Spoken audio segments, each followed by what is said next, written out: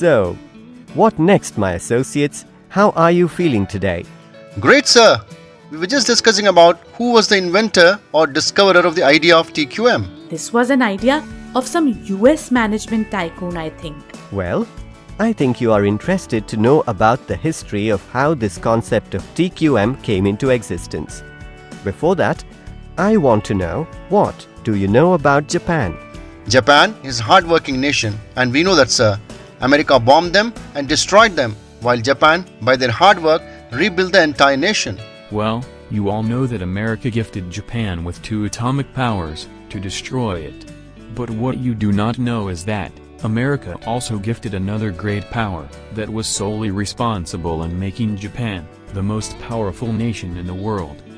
What is that power, sir? Is it military? No, that power that was gifted by America to Japan is called Deming. Yes, I've heard this name in news. I think it is a prize that Ashok Leyland has won 2 consecutive times. Right, sir? Yes, you should be proud to know that you are a part of a commercial vehicle (CV) company, which is the only one in the entire world to have won 2 Deming Awards consecutively. But Deming is not just a prize. He is a great management guru who was responsible for building the brand Japan as the symbol of quality. Oh, then this concept of TQM was invented by Mr. Deming. No, the concept of total quality management was first proposed in the US by Walter A. Shewhart by means of a statistical analysis. It was a concept on paper, and it got its practical implementation in Japan. Oh, it is an American idea. Then how come it was not implemented in America first? For that, you should know about the history of Japan.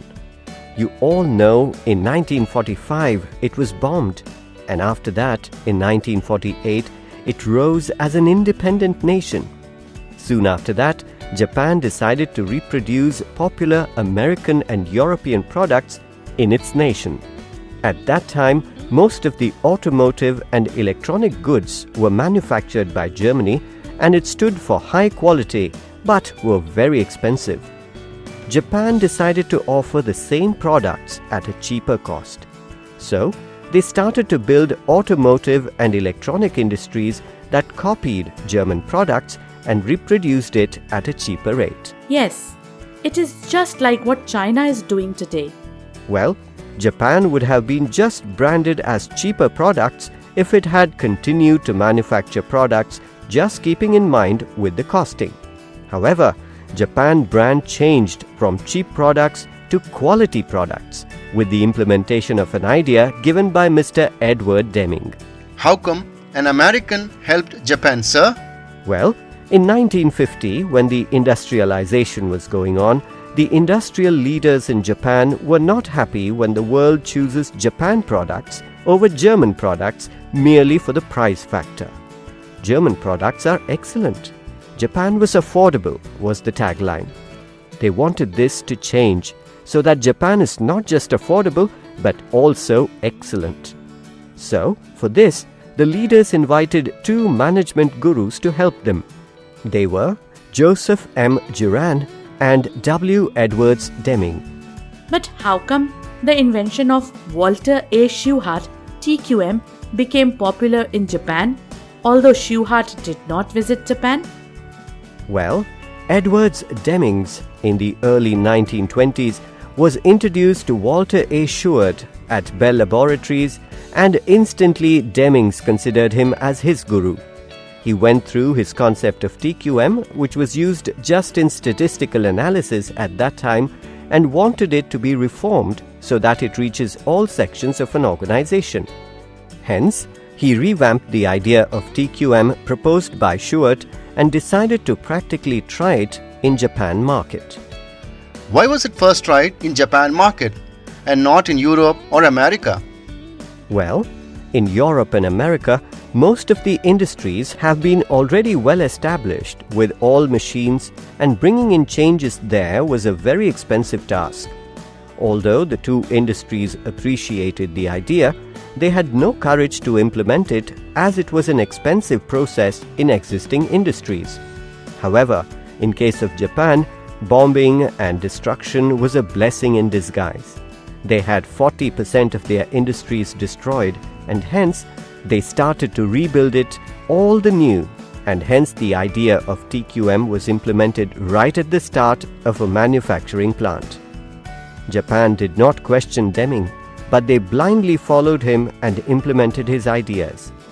Sooner, in a matter of 10 years, by around 1970s, Japan grew as the best quality product manufacturer. So then, what happened to European and American industries? Well, by the 1970s and 1980s, the entire world market was dominated by Japanese products, and industries in America and Europe faced a great setback. It was only after their business dropped, with no other option, both the industries decided to adapt and accept Japanese manufacturing principles to survive in the market. It was only then that the world felt the real need for Deming's ideas to survive. The idea of Deming, which was considered expensive and impractical, started to get adopted all over the world. In fact, although Edwards Demings was an American, he was unknown to America till the 1980s, and only then they recognized his ideas and he became popular. Oh, okay. Now we came to know about its history. But still, why do we need TQM? What are its advantages? Well, the break time is coming to an end, so let us meet tomorrow and know more about why do we need TQM. Take care. Bye, associates.